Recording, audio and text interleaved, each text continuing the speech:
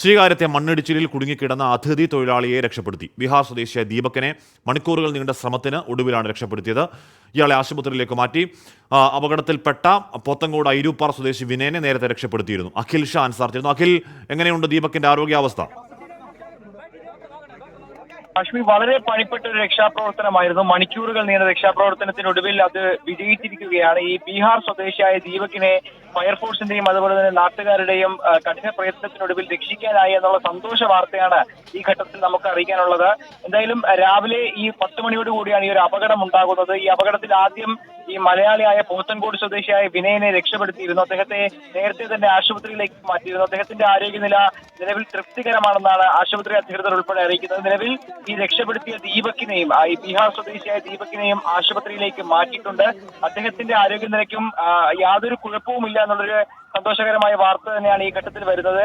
വളരെ പണിപ്പെട്ട ഒരു രക്ഷാപ്രവർത്തനമായിരുന്നു. കാര്യം ഈ അതിഥി തൊഴിലാളി വളരെ താഴേക്ക് പോയി ഈ കളിമണ്ണ് മുഴുവൻ ഈ ഇദ്ദേഹത്തിന്റെ മുകളിലേക്ക് വീഴുന്ന ഒരു സാഹചര്യം ഉണ്ടായിരുന്നു. പക്ഷേ ആദ്യഘട്ടത്തിൽ തന്നെ ഇയാൾ ഇരിക്കുന്ന സ്ഥലം കണ്ടെത്താൻ സാധിച്ചത് കൊണ്ട് തന്നെ ഓക്സിജനും അതുപോലെ തന്നെ വെള്ളവും ഉൾപ്പെടെയുള്ള സാധനങ്ങൾ അങ്ങോട്ടേക്ക് എത്തിക്കാൻ കഴിഞ്ഞതുകൊണ്ട് ജീവൻ നമുക്ക് രക്ഷിക്കാനായി എന്നുള്ളതാണ് ഏറ്റവും പ്രധാനപ്പെട്ട കാര്യം. ഫയർഫോഴ്സിന്റെയും അതുപോലെ തന്നെ നാട്ടുകാരുടെയും പോലീസിന്റെയും ഒക്കെ വലിയൊരു പ്രയത്നത്തിനൊടുവിലാണ് ഈ രക്ഷാപ്രവർത്തനം വിജയിച്ചിരിക്കുന്നത്. ഹാഷ്മി, എന്തായാലും ദീപകിനെ മണിക്കൂറുകൾ നീണ്ട രക്ഷാപ്രവർത്തനത്തോടെയാണ് മണ്ണിനടിയിൽ കുടുങ്ങി രക്ഷിച്ചത്.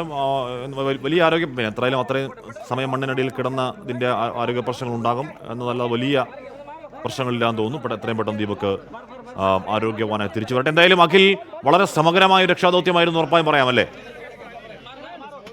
തീർച്ചയായിട്ടും വളരെ ശ്രമകരമായ ഒരു രക്ഷാദൗത്യം തന്നെയാണ്. കാര്യം നമുക്കറിയുന്നത് പോലെ ഈ ഡ്രെയിനേജ് പൈപ്പിന്റെ പണിയാണ് കഴിഞ്ഞ കുറച്ച് ദിവസമായി അവിടെ നടക്കുന്നത്.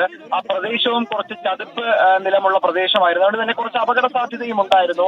അതിനിടെയാണ് അപ്രതീക്ഷിതമായി ഇത്തരത്തിൽ ഒരു 10 മണിയോടുകൂടി ഈ മണ്ണിടിയുകയും 2 തൊഴിലാളികൾ ഈ മണ്ണിനടിയിലേക്ക് പോവുകയും ചെയ്യുന്നത്. ആദ്യഘട്ടത്തിൽ നാട്ടുകാരാണ് ഈ രക്ഷാപ്രവർത്തനത്തിൽ ഏർപ്പെട്ടത്. ഫയർഫോഴ്സിന് അവിടേക്ക് എത്തുന്നതിൽ കുറച്ച് പരിമിതികളുണ്ടായിരുന്നു. ചെറിയ വഴിയൊക്കെയാണ്, അതിലേക്ക് ഫയർഫോഴ്സിന്റെ വാഹനം എത്തുന്നതിലൊക്കെ ചില ബുദ്ധിമുട്ടുണ്ടായിരുന്നു. അതുകൊണ്ട് ആദ്യഘട്ടത്തിൽ നാട്ടുകാർ ഈ രക്ഷാപ്രവർത്തനം തുടങ്ങിയ പിന്നാലെ ഫയർഫോഴ്സ് എത്തുകയും ഈ വളരെ ശ്രമകരമായ ഒരു രക്ഷാദൗത്യം അവർ തുടരുകയും ചെയ്തു.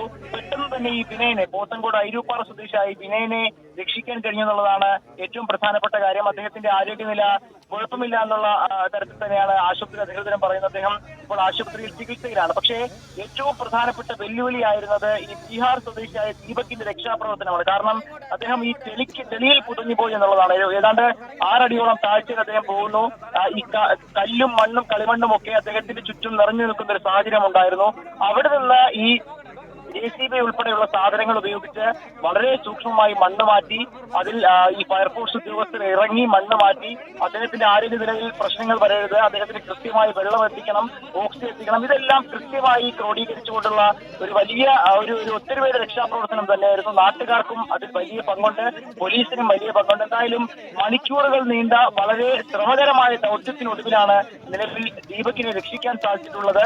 ദീപകിനെ എത്രയും പെട്ടെന്ന് ആംബുലൻസിലേക്ക് മാറ്റി ആശുപത്രിയിലേക്ക് മാറ്റുകയായിരുന്നു. കാര്യമായ പ്രശ്നങ്ങൾ ഒന്നും തന്നെ അദ്ദേഹത്തിന് ഇല്ല എന്നുള്ളതാണ് ആദ്യഘട്ടത്തിൽ ഫയർഫോഴ്സും നിലവിൽ ആശുപത്രിയിൽ നിന്നും ലഭിക്കുന്ന വിവരം. എന്തായാലും 2 തൊഴിലാളികളും നിലവിൽ ചികിത്സയിലാണ്.